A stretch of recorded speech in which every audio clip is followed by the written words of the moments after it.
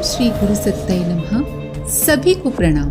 पिछले वीडियो में हमने सुना कि शरीर जीवात्मा का वाहन है। मृत्यु जीवात्मा की यात्रा में एक पड़ाव मात्र है, जहां वो कुछ समय विश्राम करती है और फिर एक नए शरीर, एक नए वाहन में अपनी यात्रा चालू रखती है। आइए इसी क्रम को आगे बढ़ाते हैं। हिंदू धर्म में आत्मा की अमरता एवं पुनर्जन्म की सुनिश्चितता को आरंभ से ही मान्यता प्राप्त है, किंतु संसार में दो प्रमुख धर्मों ईसाई और इस्लाम धर्मों के बारे में ऐसी बात नहीं है।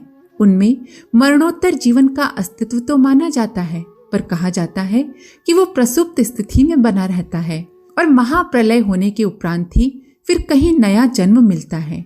इतने विलंब से पुनर्जन्म होने की बात जन्म न होने जैसी ही बन जाती है। ऐसी दशा में इन धर्मों के अनुयायियों के बारे में पुनर्जन्म न मानने जैसी ही मान्यता है। ऐसी दशा में उस प्रकार की घटनाओं और प्रमाणों को न तो खोजा ही जाता है और न ही वैसा कोई प्रमाण मिलने पर उस पर ध्यान दिया जाता है। पर अब धार्मिक कट्टरता घट जाने और तथ्यों पर ध्यान देने की बात चल पड़ी है। विज्ञान और बुद्धिवाद के समन्वय ने ये नई दृष्टि दी है। अस्तु पाश्चात्य देशों में तथ्यों पर ध्यान देने की प्रवृत्ति से पुनर्जन्म के संबंध में भी जांच पड़ताल करने पर नए तथ्य सामने आए हैं। सम्मोहन विद्या के उपयोग द्वारा पुनर्जन्म सिद्धांत की प्रामाणिकता को पुष्ट करने वाले ऐसे ही एक व्यक्ति थे कर्नल डिरोचाज। दिसंबर 1904 का दिन था। एक फ्रांसीसी इंजीनियर के घर खचाखच भीड़ से भरे वातावरण में अधेड़ आयु के व्यक्ति कर्नल डिरोचाज ने प्रवेश किया। कर्नल को देखते ही लोगों में खामोशी छा गई। एक सर्वथा विचित्र प्रयोग था ये। लोग पुनर्जन्म के प्रमाण देखने को उपस्थित हुए थे।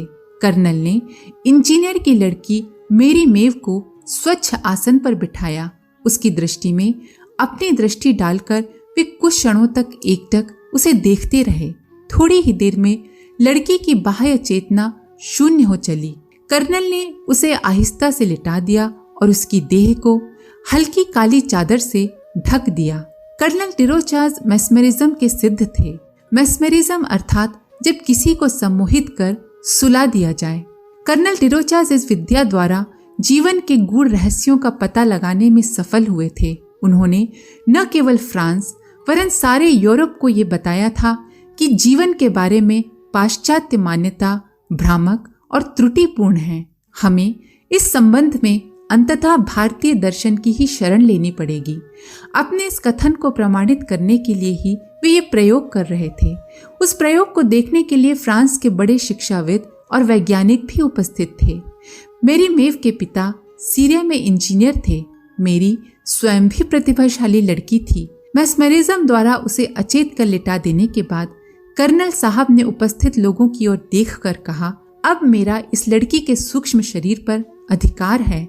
मैं इसे काल और ब्रह्मांड की गहराइयों तक ले जाने और वहां के सूक्ष्म रहस्यों का ज्ञान करा लाने में समर्थ हूँ। किसी जमाने में भारत में प्राण विद्या के आधार पर प्राणों द्वारा आरोग्य प्रदान करने, गुप्त रहस्य ढूंढने के प्रयोग हुआ करते थे। कर्नल डिरोचाज का यह प्रयोग भारतीय सिद्धांतों का प्रत्यक्ष प्रमाण है। उन्होंने मेरी मेव को संबोधित कर पहला प्रश्न किया, अब तुम्हें कैसा अनुभव हो रहा है, क्या दिख रहा है? प्राण पाश में बद्ध अचेतन कन्या ने उत्तर दिया, मैं नीले और लाल रंग की छाया देख रही हूँ। ये प्रकाश मेरे स्थूल शरीर से अलग हो रहा है और मैं अनुभव कर रही हूँ कि मैं शरीर नहीं, प्रकाश जैसी कोई वस्तु हूँ। अब मैं अपने शरीर से 1 गज के फासले पर स्थित हूँ, पर मेरा यह शरीर एक चांदी की रस्सी से स्थूल शरीर से बंधा हुआ है। मेरे इस रंगीन प्रकाश शरीर के भीतर दिव्य ज्योति परिलक्षित हो रही है। मैं यही तो आत्मा हूँ। कर्नल ध्यानावस्थित हो गए।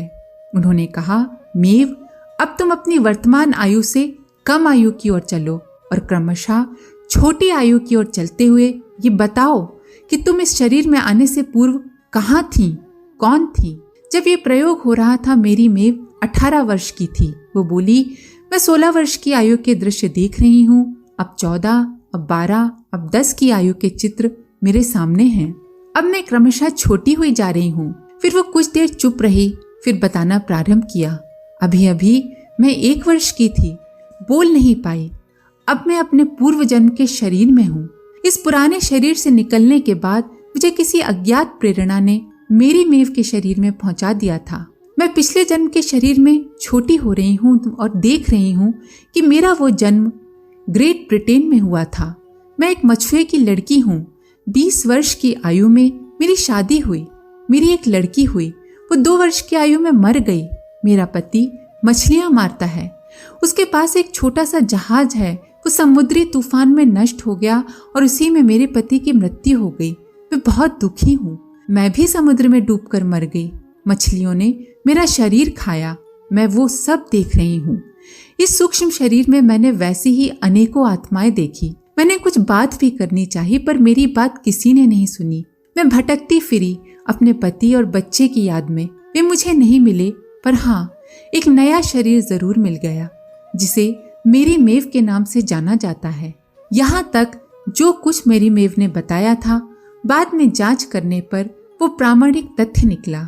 मंगोलिया से अरब तक पहुंचने के लिए अफगानिस्तान, ईरान, इराक, जॉर्डन आदि देश पार करके जाया जा सकता है। कई दिन की हवाई यात्रा क्या एक क्षण में संभव है? अपने जीवन की एक अद्भुत घटना का वर्णन करते हुए इस प्रश्न का उत्तर और भारतीय दर्शन के कालातीत आत्मा सिद्धांत की पुष्टि का प्रमाण प्रस्तुत किया अरब के एक सुप्रसिद्ध दार्शनिक और योगी श्री ज़हीर ने। श्री ज़हीर योग की उच्च भूमिका में प्रवेश के इच्छुक थे। तब वे गृहस्थ का जीवन जी रहे थे। सांसारिक सुखोपभोग के बीच कभी कभी वे अपनी वृद्धावस्था और मृत्यु की कल्पना करते तो चित्त डोल जाता, वैराग्य उत्पन्न होता और वे सोचने लगते कि संसार के अंतिम सत्य के दर्शन नहीं हो सकते। इसी जिज्ञासा ने उन्हें बौद्ध योगियों की शरण लेने और साधना जन्य जीवन जीने की प्रेरणा दी। उन्होंने गृहस्थ का परित्याग कर दिया और एक लामा योगी को अपना मार्गदर्शक चुनकर योगाभ्यास प्रारंभ कर दिया। उन्हीं दिनों की घटना है। श्री ज़हीर अपने गुरु और कुछ अन्य लामाओं के साथ वन विहार के लिए निकले। योग और उच्च स्तरीय साधनाओं में जहाँ शारीरिक चेतना और मन में तीव्र परिवर्तन तथा विचार मंथन प्रारंभ हो जाता है, वहाँ सांसारिक विषय वासनाओं तथा पूर्व जन्मों के अशुभ प्रारब्ध योग भी पूरा जोर आजमाते हैं। साधक पथ भ्रष्ट न हो जाए, उसकी आत्मनिष्ठा प्रगाढ़ बनी रहे, ताकि वो योग की कठिनाइयों को पार करने का साहस स्थिर रख सके। इसलिए विज्ञ योगी और मार्गदर्शक साधक को शक्ति भी देते हैं और अपनी सिद्धि का लाभ भी। वन में घूम रहे अल ज़हीर के मस्तिष्क में आत्मा के अस्तित्व और उसकी प्राप्ति के संदर्भ में तर्क वितर्क उठ रहे थे। मन की बात जान लेने वाले सूक्ष्मदर्शी लामा गुरु ने उनके अंतःकरण को पढ़ा। पास में पड़े एक प्रस्तर खंड पर बैठते हुए उन्होंने कहा, तुम लोग थक गए होगे, वो देखो, वो रहा जलकुंड, वहां से पानी पीकर आओ और थोड़ा विश्राम कर लो, तब चलेंगे। अल ज़हीर और अन्य लामा जब तक लौटे, मार्गदर्शक लामा ने एक श्वेत पत्थर का टुकड़ा कहीं से प्राप्त कर लिया। श्री ज़हीर के वापस आते ही वो उससे बोले, जो आत्मा सृष्टि के कण कण में व्याप्त है, वही विराट ब्रह्मांड में। तुम चाहो तो कालातीत आत्मा की अनुभूति इसी पत्थर में कर सकते हो। सो कैसे? जिज्ञासु ज़हीर ने प्रश्न किया। लामा ने बताया, योगी में जब तक आत्मानुभूति की क्षमता का स्वतः विकास नहीं हो जाता, तब तक उसकी चेतना को सम्मोहित कर सुषुप्ति अवस्था में नहीं ले जाया जा सकता।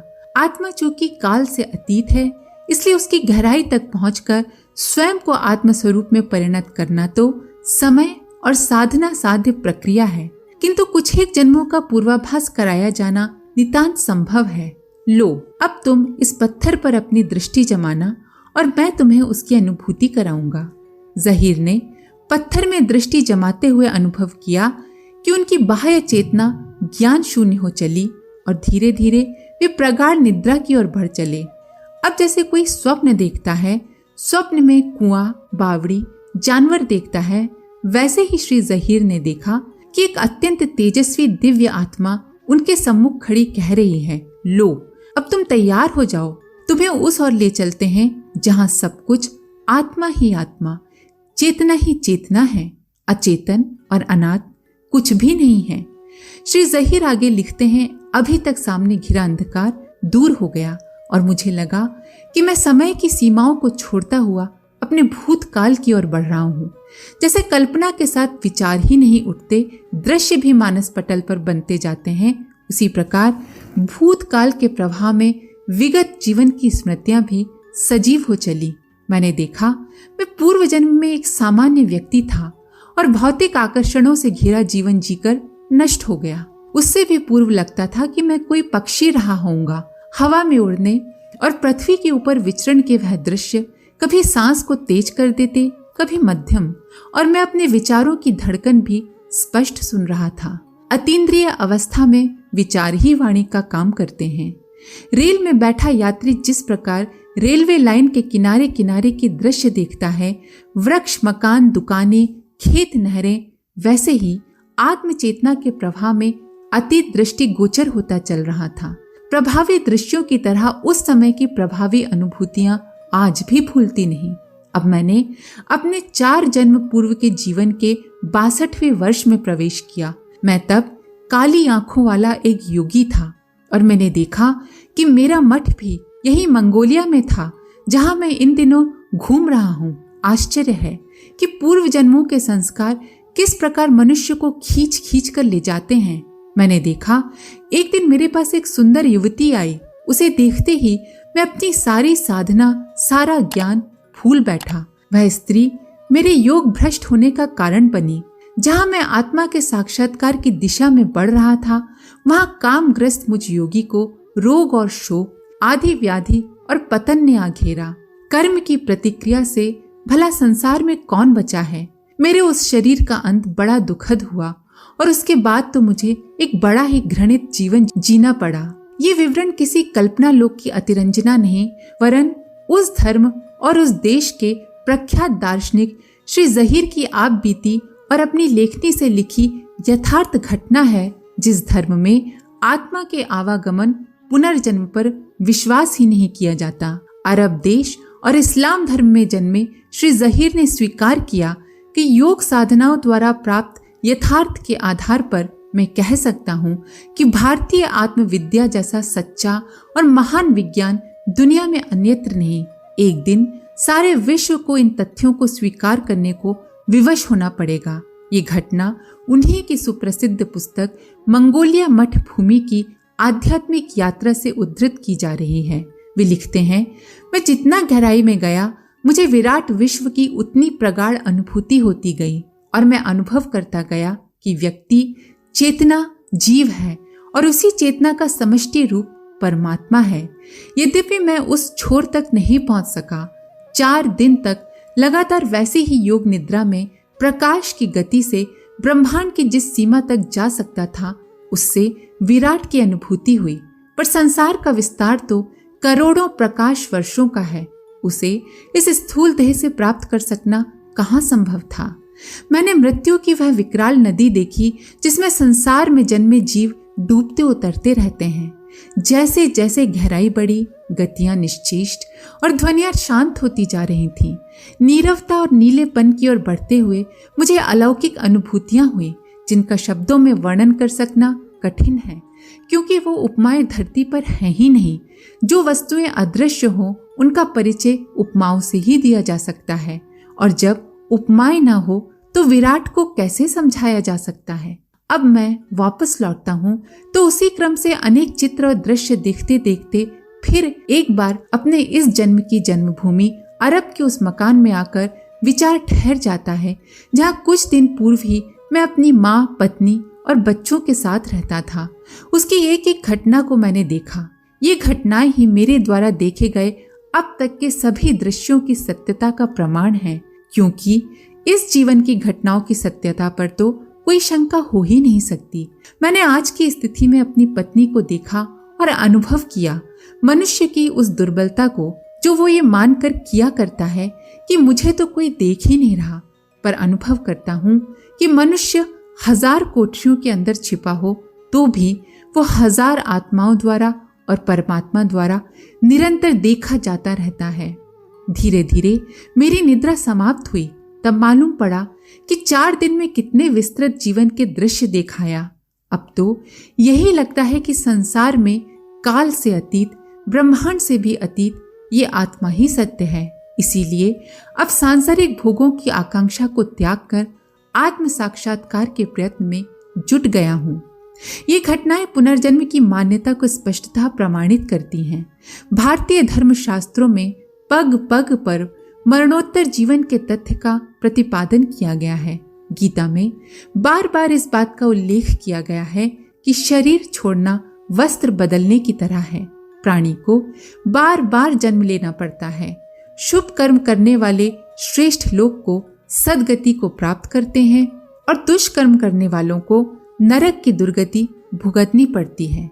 वासांसि जीर्णानि यथ विहाय नवानि घृणाति नरो पराणि तथा शरीराणि विहाय जीर्णान्यन्यानि संयाति नवानि देहि।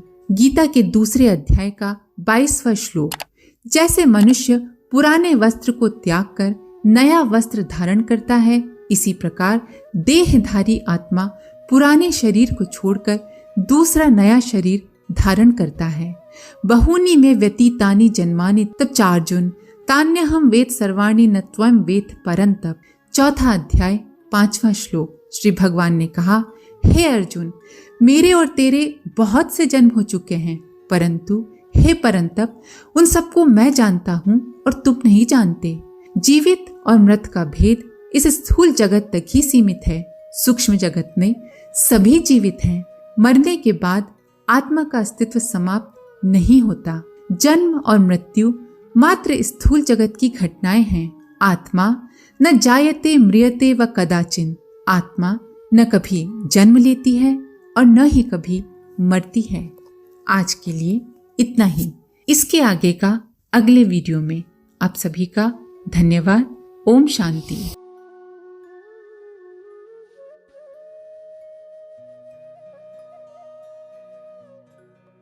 हमारे YouTube चैनल को सब्सक्राइब करें और बेल आइकन को दबाकर ऑल पर क्लिक करें ताकि आने वाले सभी वीडियोस की नोटिफिकेशन आपको मिलती रहे।